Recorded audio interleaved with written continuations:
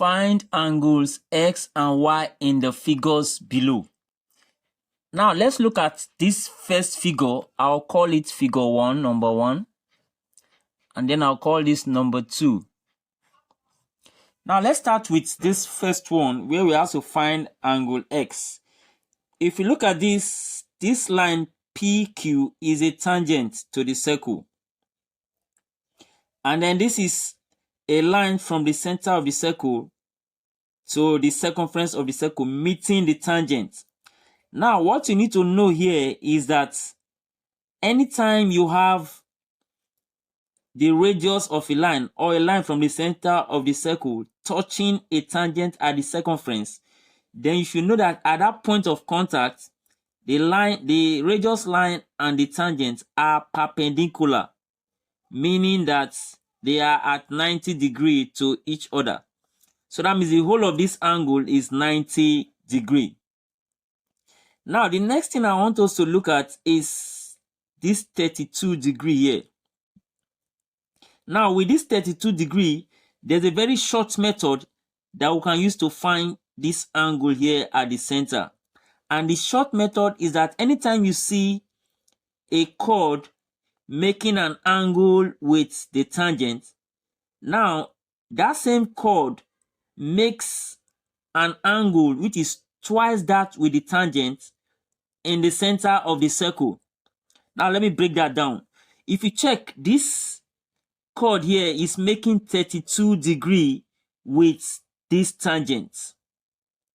So the simple trick to apply is that the angle that this chord will make at the center of the circle will be twice this 32, and that will be 64. That is just the short method to apply. But let me prove to you why it is 64. That is twice that 32. Now, if you look at this tracing that I've just made now, you will see that this chord is making 32 degrees with this tangent.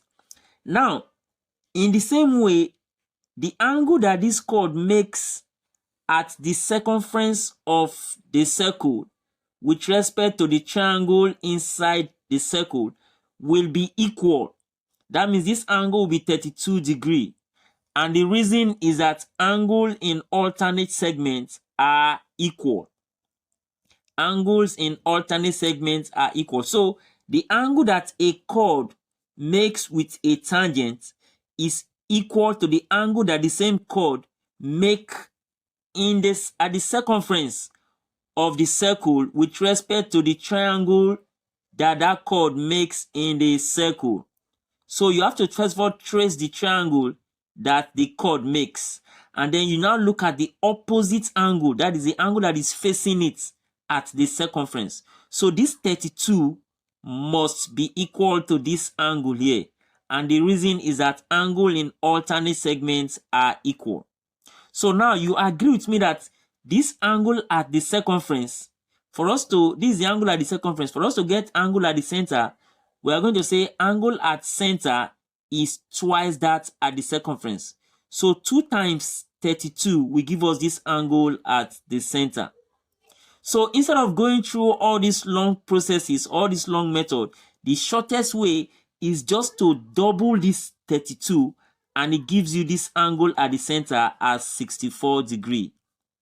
So you can see the reason now. The reason is that angle at, for me, if you double this 32 to get 64, the reason you will give is that angle at center is twice that at the circumference. So that's the reason to apply.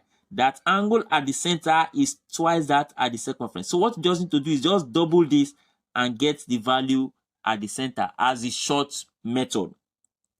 Now that we have this angle as 90, don't forget this is 90 degrees because this radius is meeting the tangent. So this is 90 degrees, and we have this as 64.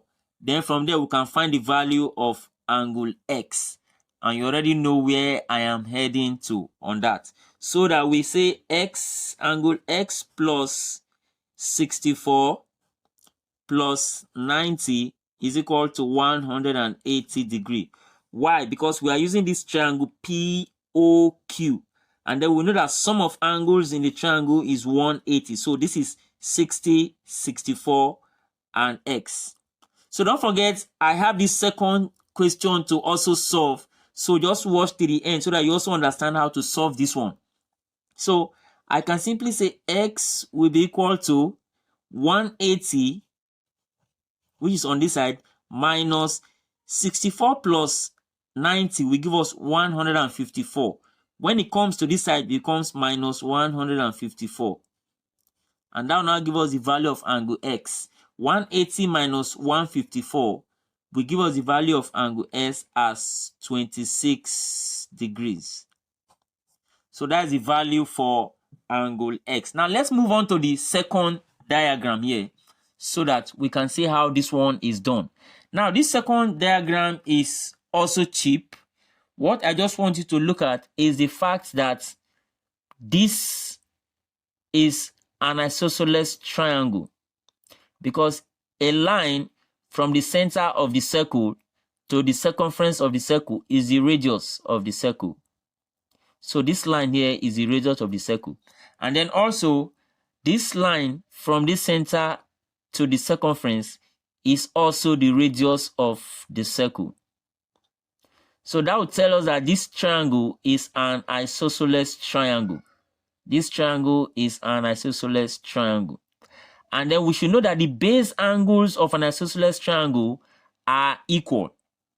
So anytime you have the vertical angle of an isosceles triangle and you are looking for the two base angles, what you just need to do is to subtract that vertical angle from 180. So you're going to say 180 minus the angle at the top, which is 104.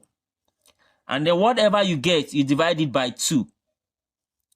Dividing it by 2, meaning that you are sharing these two equal base angles. You are sharing them into two equal parts. So 180 minus 104 will give us 76. And when we divide 76 by 2, it's going to give us angle 38 degrees. So that means this base angle here is 38 degrees. And then this base angle here, this one is 38 degrees. 38 degrees. Because the two base angles are equal. Now, for us to get angle y becomes easy because we already have the base angle of the isosceles triangle. So if you look at the diagram, you see that the whole of this angle is 72. The whole of this angle is 72. And we already know a portion of the angle as 38 degrees. So the next thing to do is to agree with me that angle y, which is a part of the whole of the angle, plus 38, which is also the remaining part, plus 38, all together is equal to the whole of this angle, which is 72 degrees. Hope that part is clear.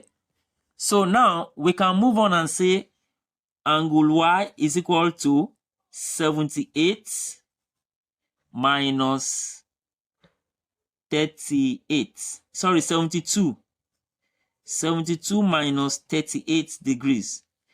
And that will give us the value of angle y finally as equal to 34 degrees.